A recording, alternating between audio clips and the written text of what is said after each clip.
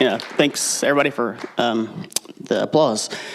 So you'd think a near-death experience that resulted in a life-changing injury would be easy for a person to remember. That the details of such a story would be easily, quickly, and vividly called to mind by the one who had experienced such a tragic event. Well, that's what happened to me, but I can't tell my story in the way I just described. I'll just have to read it to you. And I think you'll soon understand why that is. I was on a much-needed vacation. I was just relaxing on a comfortable hotel bed, looking at a window and admiring the beautiful ocean views. At least that's what I thought I was doing. I was actually a patient on the 10th floor of a rehab hospital in downtown Chicago, Illinois. And I was just trying to get some much-needed rest on a not-so-comfy hospital bed, gazing out a window and looking out the waters of Lake Michigan. Just 2.5 weeks before my imaginary trip to the beach, I was living the proverbial American dream. It was a dream I worked hard for, and a dream I envisioned myself doing for the rest of my life. I had a loving wife, I had 2 amazing children, and I was working as a family doctor in a small town in northwest Indiana, a job I always wanted to do, and a job that I thought I would do forever. It was the morning of May 3rd, 2012. My wife and my 4-year-old daughter were both at home. They were tending to a garage sale, which was a yearly event in our neighborhood. My son was a kindergartner, so he was already at school. And since I didn't work on Thursdays, I'd run in town to buy some hanging baskets, an item my wife was looking to buy, and one my father-in-law just called to say they now had in stock at the local hardware store he owned. Now, I can remember going to the store that morning, but I don't remember leaving it. In fact, I can remember nothing else about the rest of the day. So the memories of it I'm about to share with you aren't my own. I was driving back from home after picking up the flowers when I stopped my black 2006 Dodge Ram pickup truck at a 4-way flashing red stoplight. It was a busy intersection of 2 country highways that I drove through nearly every day. I was making my way through the intersection when another large red Chevy work truck traveling nearly 60 miles per hour failed to stop at the light and struck me in the passenger side. It pushed and wrapped my truck around a concrete utility pole, causing my head to powerfully strike the pole on the second impact. A woman at a nearby service station, and who just so happened to be a patient of mine, heard the crash and came over to my truck to make sure I was still alive and breathing. After discovering that I had somehow survived the massively destructive wreckage, she immediately called 911. The rescue workers who came to the scene that day had to cut the top off my truck to get me out. I was then put into an ambulance and transferred across the street to an open area where a helicopter could safely land. After being placed in the second rescue vehicle, I was flown to a level 3 trauma center just outside of Chicago. Based on the looks of my truck, it was an absolute miracle that I survived. And it's also a miracle that my injuries were relatively few. Now, I did have several broken ribs, one of which resulted in a punctured lung requiring the placement of a chest tube, a tube that I promptly removed myself on the flight up to Chicago. And although I guess it's technically only a single injury, my most significant, life-changing, and permanent one from that day was a severe traumatic brain injury. For 2.5 weeks, I wasn't in a coma per se, but I was suffering from something called post-traumatic amnesia, a condition that commonly occurs after one suffers a brain injury. During this time, I didn't know who I was. I didn't know who other people were, where I was at, or why I was there. I guess that's what seems so crazy to me about this. Here's a time when my life was literally hanging in the balance, when my future was so unknown, when my loved ones were living a nightmare every day and every night, and I really had no clue what was taking place.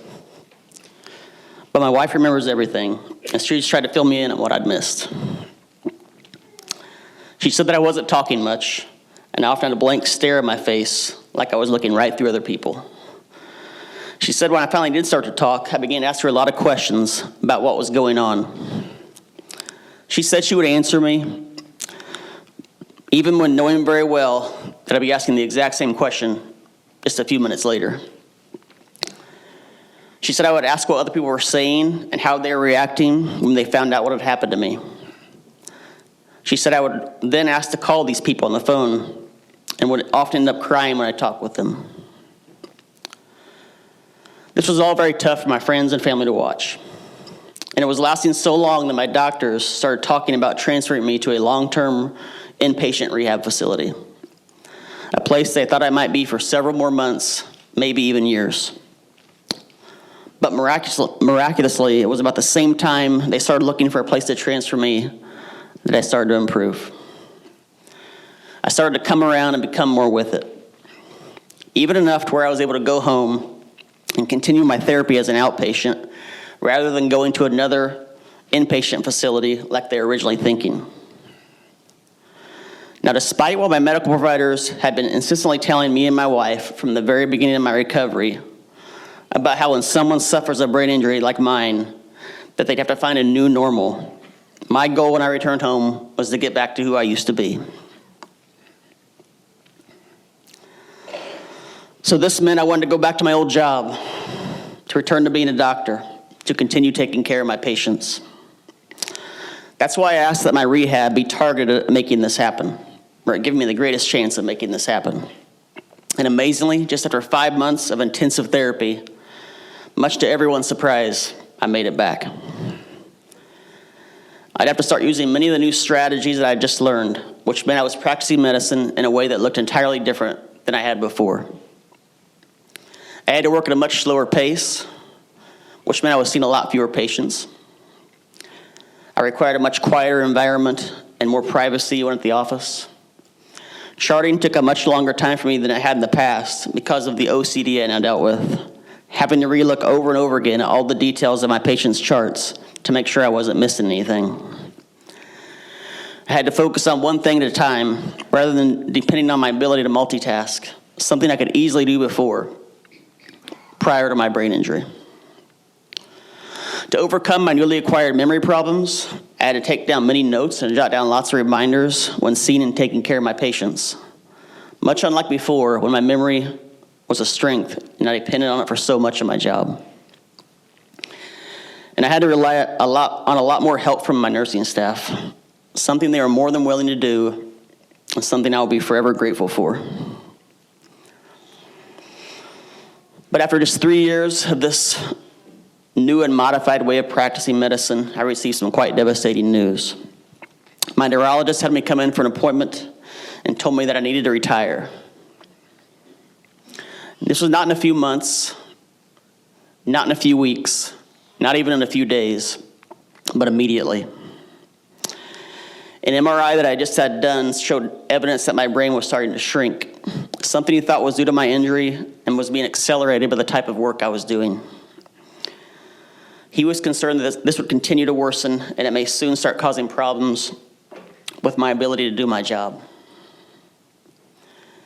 I didn't know what to make of this news.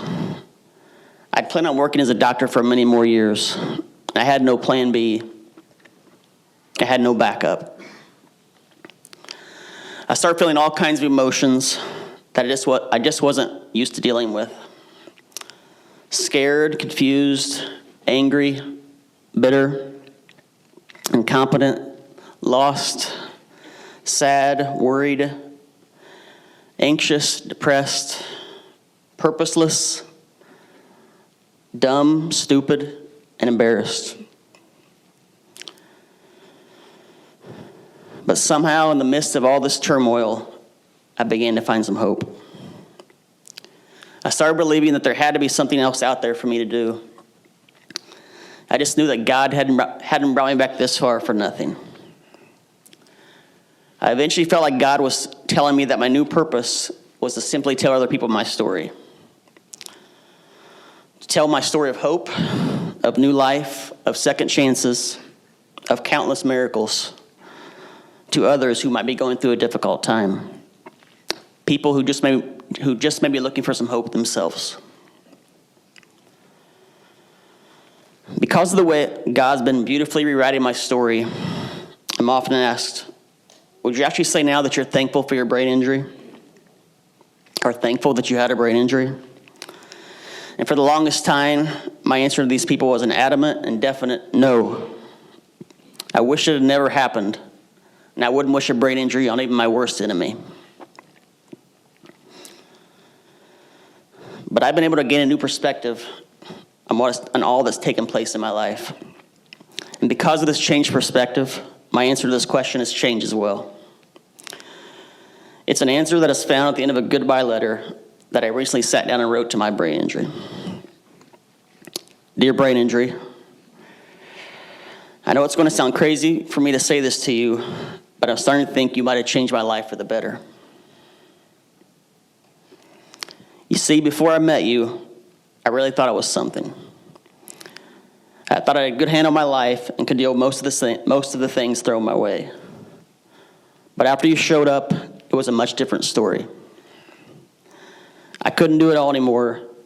I had to start getting help from so many other people. Most importantly, it wasn't until after we met that I finally understood how much I needed Jesus. I started to see him for who he truly is and came to realize who I was not. You see, I spent most of my life so busy trying to please God and earn my salvation with my good behavior. But I finally began to understand that I could never do enough and that Jesus has already done it all for me. He is really all I need. So brain injury, there's no doubt you forever changed me in more ways than I can count.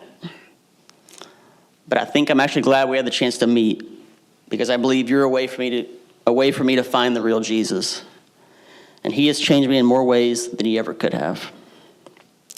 Thanks so much for coming tonight, letting me tell my story to you all.